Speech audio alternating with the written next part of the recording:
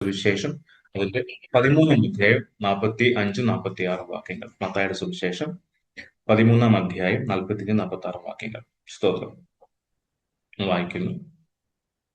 പിന്നെയും നല്ല മുത്ത് അന്വേഷിക്കുന്ന വ്യാപാരിയുടെ സദൃശം അവൻ വിലയേറിയ ഒരു മുത്ത് കണ്ടെത്തിയാറെ ചെന്ന് തനിക്കുള്ളതൊക്കെയും വിറ്റത് വാങ്ങി.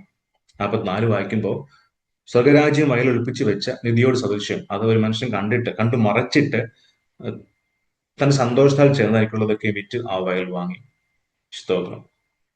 ഹല്ലേലൂയ. നമ്മുടെ വാഴ്ത്തപ്പെട്ട കർത്താവ് യേശു കർത്താവ് ഉപമകളെ കുറിച്ച് പറയുമ്പോൾ 13-ാം അധ്യായം സുവിശേഷം 13-ാം അധ്യായത്തിൽ യേശു കർത്താവ് പറയുന്നതെല്ലാം ദൈവരാജ്യം സ്വകരാജ്യം എന്നുള്ള ഒരു കാര്യം. ഹല്ലേലൂയ. സ്തോത്രം. ദൈവരാജ്യത്തെ കുറിച്ചുള്ള ഒരു വിശദീകരണമാണ് കർത്താവ് അവിടെ പറഞ്ഞേക്കുന്നത്. എന്ന് വെച്ചാൽ വിശദീകരണമല്ല, എങ്ങനെയാണ് സ്വകരാജ്യത്തെ കുറിച്ചുള്ള ഒരു വ്യക്തിയുമായി എങ്ങനെ ബന്ധപ്പെട്ടിരിക്കുന്നു, അല്ലെങ്കിൽ അത് വ്യക്തികൾ അതിനെ നേടാൻ വേണ്ടി എന്ത് ചെയ്യുന്നു എന്നുള്ള, അതുപോലെ മറ്റു പല കാര്യങ്ങൾ മറ്റു പല വാക്യങ്ങളിലും എന്താണിത്, ഉപമകളെ കുറിച്ച് ഒത്തിരി പറഞ്ഞിട്ടുണ്ട്. അതിനെ കുറിച്ച് മുകളിലേക്ക് താഴേക്കും വായിക്കാൻ മനസ്സിലാവുന്നുണ്ട്. താഴെ പിന്നീട് എന്താ പറയുന്നത്, കടലിലിടുന്നതും എല്ലാവർക്കും മീനും പിടിക്കുന്നമാര് വരയോട് സദൃശം പറയുന്നുണ്ട്. അതുപോലെ മുകളിൽ പിന്നെയും കുറെ കാര്യങ്ങൾ പറയുന്നുണ്ട്. വയലായി പറയുന്നുണ്ട്, കുറെ കാര്യങ്ങൾ പറയുന്നുണ്ട്. പക്ഷെ ഈ രണ്ട് വാക്യങ്ങൾ 44, 45, 46 വായിക്കുമ്പോൾ ഈ ദൈവരാജ്യം രണ്ടുപേര് ഇതിനെ സമീപിക്കുന്ന, അല്ലെങ്കിൽ ഇതിനെ തിരിച്ചറിയുന്ന, അല്ലെങ്കിൽ ഇതിനെ കിട്ടുന്ന രണ്ടുപേരുടെ കാര്യത്തെ കുറിച്ച് പറയുന്നത്. ഒന്നാമത്തേത് സ്വർഗരാജ്യം, കിങ്ഡം ഓഫ് ഗോഡ്, വയലിൽ ഒളിപ്പിച്ചു വെച്ച നിധിയോട് സദൃശം. അത് ഒരു മനുഷ്യൻ കണ്ടു മറച്ചിട്ട് തന്റെ സന്തോഷത്താൽ ചെന്ന് തനിക്കുള്ളതൊക്കെ വിറ്റ് അത് ആ വയൽ വാങ്ങി. അതായത് ഈ മനുഷ്യൻ കണ്ടതാണ്, അന്വേഷിച്ചതല്ല, പെട്ടെന്ന് കണ്ടിട്ട് അത് മറച്ചു വെച്ചു. എന്നിട്ട് പിന്നെ തനിക്കുള്ളതൊക്കെ വിറ്റ് കളഞ്ഞിട്ട് ഇത് വാങ്ങി. സ്തോത്രം. ഹല്ലേലൂയ. രണ്ടാമത്തെ 45, 46 വായിക്കുന്നത് പിന്നെയും സ്വകരാജ്യം നല്ല മുത്തു അന്വേഷിക്കുന്ന ഒരു വ്യാപാരിയുടെ സദൃശ്യം. ഹല്ലേലൂയ. അവൻ വിലയേറിയ ഒരു മുത്ത് കണ്ടെത്തിയാറെ ചെന്ന് തനിക്കുള്ളതൊക്കെ വിറ്റ് അത് വാങ്ങി. രണ്ടാമത്തെ വ്യക്തിയെക്കുറിച്ച് പറയുന്നത് ഇതൊരു വിലയേറിയ മുത്ത് അന്വേഷിക്കുന്ന ഒരാള്. സ്തോത്രം. അന്വേഷിക്കുന്ന ഒരാള് അത് കണ്ടെത്തിയപ്പോ തനിക്കുള്ളതൊക്കെ വിറ്റിട്ട് അതിന് ചെന്ന് വിലയ്ക്ക് വാങ്ങിയെന്ന് പറയുന്നു. സ്തോത്രം. എന്താ ഇവിടെ നമ്മൾ കാണുന്നത്? ദൈവരാജ്യത്തിന്റെ അതിന്റെ പ്രസക്തിയെക്കുറിച്ചുള്ള രണ്ട് വാക്യങ്ങളാണ്. പക്ഷെ ഈ രണ്ടു പേരും ഇതൊരാൾ അന്വേഷിച്ച് കണ്ടെത്തി, ഒരാൾ അന്വേഷിക്കാതെ യാദൃശ്ചികമായി കണ്ടു.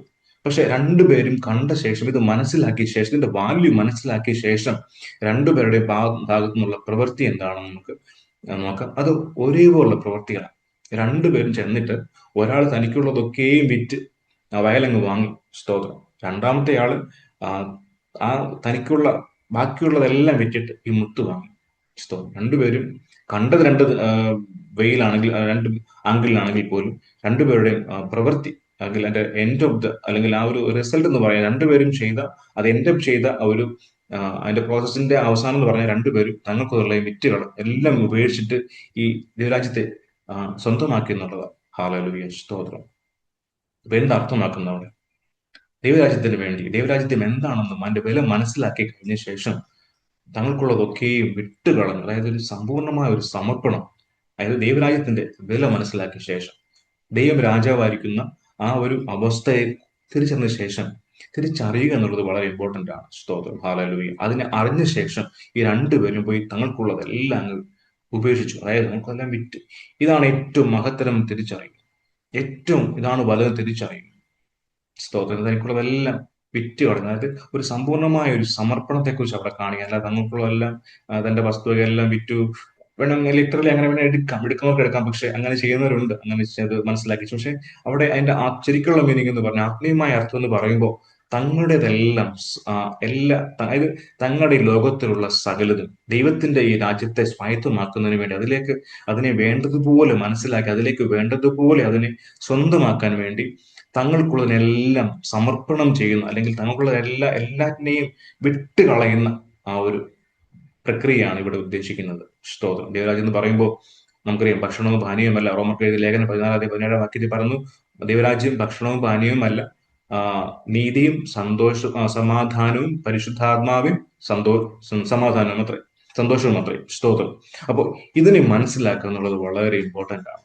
നമുക്ക് ടെസ്റ്റ് നടത്തി വെക്കാം. നമുക്കിൽ ആ സന്തോഷമുണ്ടോ, ആ സമാധാനമുണ്ടോ, അല്ലെങ്കിൽ നമുക്ക് ദൈവരാജ്യം എന്ന് പറയുമ്പോൾ നമ്മൾ എന്തിനെ കുറിച്ച് പറയുമ്പോഴാണ് നമുക്ക് ഏറ്റവും കൂടുതൽ ഹാപ്പിനെസ് കിട്ടുന്നുള്ള ടെസ്റ്റ് നടത്തി നോക്കാം. നമുക്കറിയാം, ലിറ്റ്മസ് ടെസ്റ്റ് നമുക്ക് ടെസ്റ്റ് അറിയാം. ലിറ്റ്മസ് പേപ്പർ എടുത്ത് ഒരു ആസിഡിലോ അല്ലെങ്കിൽ ഒരു ലായനി മുക്കുമ്പോൾ അതിന്റെ കളർ മാറുന്നതനുസരിച്ച് നമുക്കറിയാം അതൊരു ആൽസിഡ് ആണോ ആൽക്കലി ആണോ എന്നുള്ളത് ഇല്ലേ. അതുപോലെ തന്നെയാണ് നമുക്കൊരു ടെസ്റ്റ് നടത്താൻ നോക്കുന്നത്. നമ്മളിപ്പോൾ ടെസ്റ്റ് നടത്താൻ നോക്കാം. നമ്മൾ ഇതിനെക്കുറിച്ച് ചിന്തിക്കുമ്പോൾ, ദൈവരാജ്യത്തെക്കുറിച്ച് ചിന്തിക്കുമ്പോൾ, അല്ലെങ്കിൽ നമ്മുടെ ഈ ലോകത്തുള്ളവരെ ചിന്തിക്കുകയും അതുപോലെ നമ്മുടെ കിങ്ഡം ഓഫ് ഗോഡിനെ കുറിച്ച് ചിന്തിക്കുമ്പോഴും ഏതിനാണ് സന്തോഷം തരാൻ നമുക്ക് കഴിയുന്നത്, നമ്മുടെ മനസ്സിൽ ഏറ്റവും കൂടുതൽ ഹാപ്പിനെസ് ഉണ്ടാവുന്നതിനെ കുറിച്ച് ആലോചിക്കുമ്പോൾ അതൊരു ടെസ്റ്റാണ്. ലിറ്റ്മസ് ടെസ്റ്റ് എന്ന് പറയാൻ വേണേ നമുക്കൊരു ടെസ്റ്റ് നടത്തുന്നത്. അങ്ങനെ ടെസ്റ്റ് നടത്തുമ്പോൾ ഏതിനാണ് നമുക്ക് കൂടുതൽ ഹാപ്പിനെസ് കണ്ടെത്താൻ കഴിയുന്നത്, അതാണ് നമ്മുടെ പ്രയോറിറ്റി എന്ന് പറയുന്നത്. ഹല്ലേലൂയ, സ്തോത്രം. നമ്മൾ ടെസ്റ്റ് നടത്തി നോക്കണം ദൈവമക്കളെ. നമുക്ക് പലപ്പോഴും നമ്മുടെ ഈ ലോകത്തുള്ള സകലതയെ നമ്മൾ മനസ്സിൽ കൊണ്ടുവരിക, അവർ ദൈവത്തിന്റെ രാജ്യത്തിന്റെ അവസ്ഥയെ മനസ്സിൽ കൊണ്ടുവരിക. സ്തോത്രം. അപ്പൊ രണ്ടും കൂടെ വെച്ച് നോക്കിയിട്ട് നമുക്കൊന്ന് അനലൈസ് ചെയ്യണം. ഇത് ഏതാണ് എനിക്ക് കൂടുതൽ ഹാപ്പിനെസ് തരുന്നത്, അവിടെയാണ് നമ്മുടെ മനസ്സിലിരിക്കുന്നത്. ഏതിലാണ് കൂടുതൽ ഹാപ്പിനെസ് കിട്ടുന്നത്, അവിടെയാണ് നമ്മൾ ജീവിക്കുന്നത്. ഹല്ലേലൂയ, സ്തോത്രം.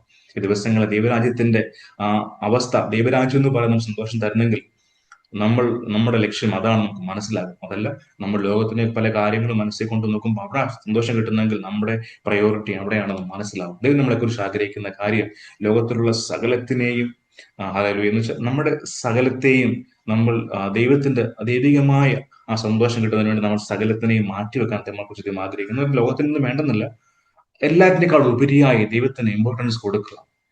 ഹല്ലേലൂയ, സ്തോത്രം. യേശു കർത്താവ് ഭൂമി ജീവിച്ചതുപോലെ ദൈവരാജ്യത്തിന്റെ ഇൻവിസിബിൾ ആയ ദൈവരാജ്യത്തിനെ പ്രതിഫലിപ്പിക്കുന്നവരാണ് നമ്മൾ ഓരോരുത്തരും.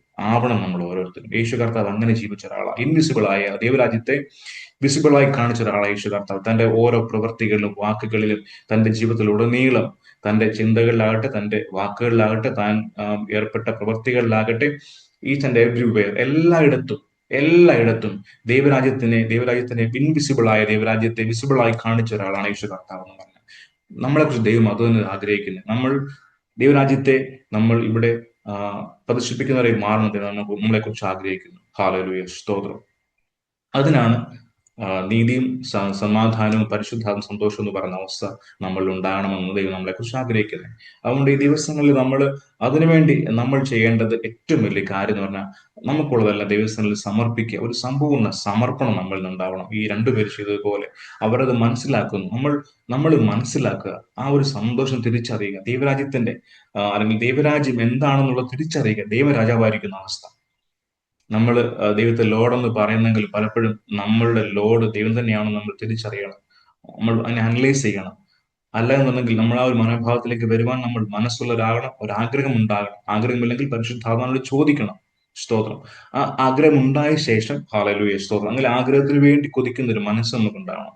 തുറന്നു പറഞ്ഞാൽ ദൈവങ്ങൾ നമ്മുടെ ജീവിതം, നമ്മളൊരു സ്പിരിറ്റ് ബീയിങ് ആയതുകൊണ്ട് തന്നെ നമ്മുടെ ജീവിതം ഈ ലോകത്തിലെ പോലെ അല്ല എന്നുള്ളതാണ് നമ്മൾ മനസ്സിലാക്കേണ്ട ഏറ്റവും വലിയ കാര്യം. നമുക്ക് ഈ ലോകത്തിൽ ഒത്തിരി കാര്യങ്ങളുണ്ട്. വസ്തുവകകളുണ്ട്, സമ്പത്തുണ്ട്, ബന്ധങ്ങളുണ്ട്.